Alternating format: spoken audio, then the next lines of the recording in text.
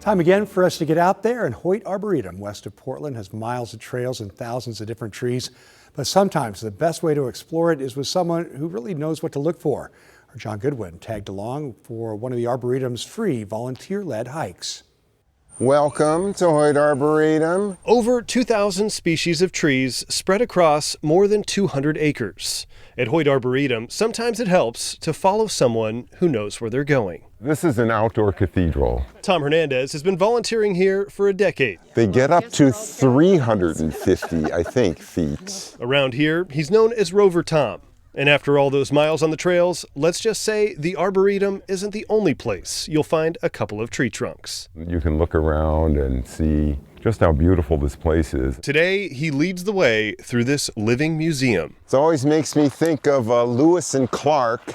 I have some poses that I do. The destination is the Redwood Deck, but on these hikes, getting there is only part of the journey. Some people say there's like too much information on that. He points out things I never would have known and other facts that he knows about specific things that are here. Fancy Climas lives in Southwest Portland and comes to Hoyt at least once a week. I like to come here a lot because I feel safe hiking here by myself. She knows these trails pretty well, but not quite like Tom. Watch for the owls. Ooh, yeah. And the crows are having a moment this summer. These free volunteer-led hikes are a chance to slow down and notice some of the things you might otherwise walk right past. The monkey puzzle tree is the weirdest tree in the Arboretum, in my humble opinion. The sights, the sounds, even the smells of the forest. And every once in a while... So this is the lightning tree. One of the other senses, too. Hug a tree.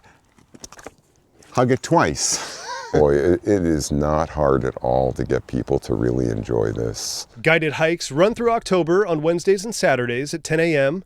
They're first come, first served. Just sign in at the Visitor Center. It takes about an hour and a half, usually, and it's a very casual pace. Which makes for a pretty easy entry point if you don't know where to start. So the guided hikes are a great way to get your confidence and figure out the lay of the land. And you get a lot more out of a hike versus meandering around. All you have to do is go one time and look around and feel a part of it. Well, it's got sap all over it, but that's okay.